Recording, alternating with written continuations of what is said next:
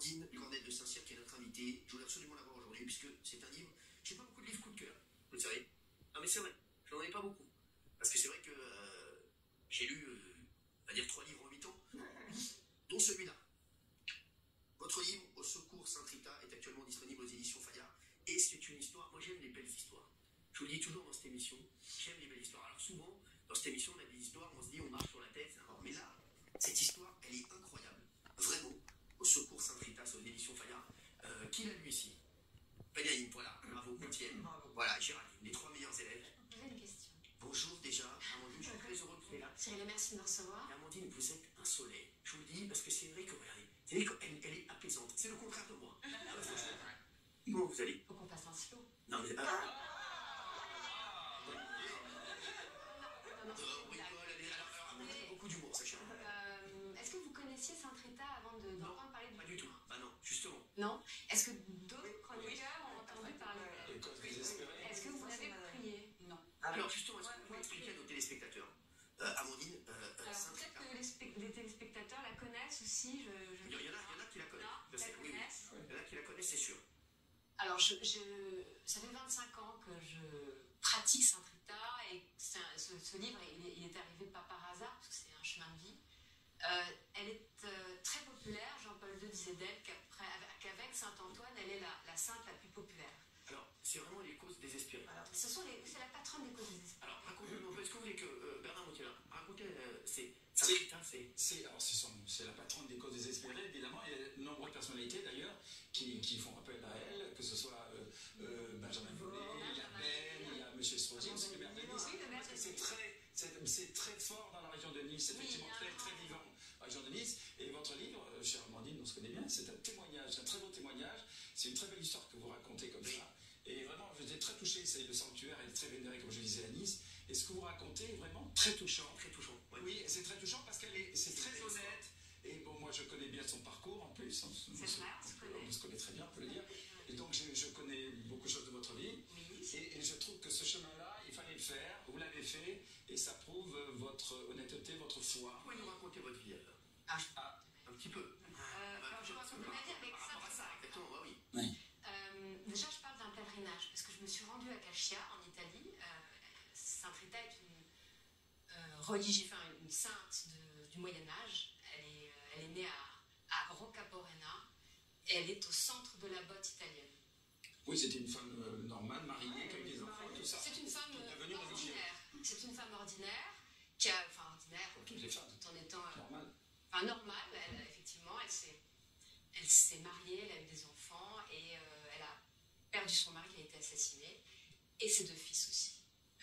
Donc elle a eu une vie un peu difficile, et la prière évidemment, et Dieu l'ont accompagnée tout au long de ce chemin. C'est aussi un symbole, c'est le symbole du pardon, Sainte-Rita. Elle avait un mari difficile, avec un caractère, on dit dans la légende, assez cruel, mais bon, je crois que c'est un type du Moyen-Âge qui avait un caractère irascible. Et elle a beaucoup prié pour adoucir son cœur, et elle y est parvenue. Donc si on était quand même heureux ensemble, même si au départ c'était plutôt un peu mal parti. Et puis c'était l'époque de la vendetta, c'est l'époque du Moyen-Âge, c'est l'époque du grand schisme d'Occident. Je m'arrête là avant de perdre tout le monde en cours de route. Et à ce moment-là... c'est une femme qui écoute. Comment? C'est une femme qui écoute. C'est une femme qui écoute. Alors bon, si vous voulez, moi ce qui m'a plu chez Sainte-Rita, indépendamment de son histoire, c'est surtout qu'elle est un canal puissant. Et c'est ça que je voulais dire aujourd'hui. C'est-à-dire que ce que j'ai remarqué, c'est qu'elle écoute vraiment les gens. Et c'est pour ça que les gens s'adressent à elle et qu'ils vont la prier, parce qu'elle est vraiment extraordinaire. Un peu comme Saint-Antoine de Padoue, parce que Jean-Paul II parlait des deux. Et Saint-Antoine est aussi hallucinant. Vous perdez quelque chose dans la minute, de la manière la plus improbable qui soit, vous allez le retrouver. C'est un truc de fou. Et Sainte-Rita est aussi extraordinaire. C'est pas les objets perdus, mais elle s'occupe des affaires courantes. Elle va s'occuper, mais pas que des affaires courantes. Il y a aussi des miracles. Moi, j'ai rencontré lors de mon pèlerinage à Cascia une femme qui avait une tumeur au cerveau. La tumeur s'est disparue comme ça. Après, c'est toujours des histoires incroyables. Il y avait une femme qui avait un problème au cœur, et le médecin lui a dit finalement, vous n'avez plus de problème au cœur. L'infirmière vient la voir avec des roses. Elle lui dit, c'est tellement une belle nouvelle, je vous apporte des roses de mon jardin. Alors c'est beau parce que Sainte Rita, c'est le symbole de la rose, si vous voulez. Donc c'est très simple. Et d'ailleurs, je vous ai apporté, Oui, c'est vrai. parce que hier c'était la bénédiction des roses au sanctuaire de Nice. Les enveloppes, c'est comme... Et j'ai apporté pour chacun de vous un pétale de rose qui a été béni hier Allez, bah, je vous les... par le prêtre Voilà. à l'occasion de cette fête qui a lieu une fois par an, parce que c'est le 20 juillet. Et chacun, vous pouvez offrir ce pétale ou le garder, mais l'offrir à une personne malade, si vous voulez. Très bien. Si vous connaissez quelqu'un, un malheureux, une malheureuse, vous pouvez lui offrir ça ou le conserver. Merci. C'était le moment puisque j'y étais hier.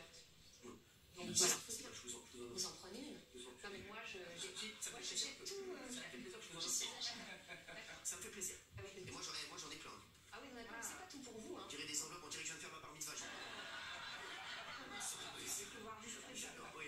Ce qu'il faut dire, c'est que le livre ne s'adresse pas qu'aux gens qui sont de religion catholique ou chrétienne. Exactement. Voilà, c'est au-delà de toutes les religions parce que ça interroge sur la foi en fait, et sur le rapport à la prière, et sur le pardon, et sur le chemin personnel qu'on peut faire dans des moments un peu compliqués. Et c'est en ça que le livre est très beau parce qu'il est universel. C'est pas simplement une femme catholique qui fait un pèlerinage catholique et qui s'adresse à des catholiques. C'est vraiment pour tout. Voilà. Oui, d'ailleurs, il y a des athées superstitieux qui la prient.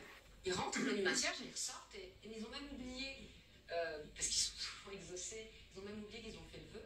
Il y a aussi des musulmans. J'avais une collègue, je vous raconte, je sais pas, j'avais une collègue qui était musulmane, elle avait 45 ans, et elle me dit, je l'aimais bien, on discutait souvent ensemble, elle me dit, je suis un peu malheureuse parce que j'ai 45 ans, j'ai pas de mari, j'ai pas d'enfant, et c'est un peu mal parti pour moi.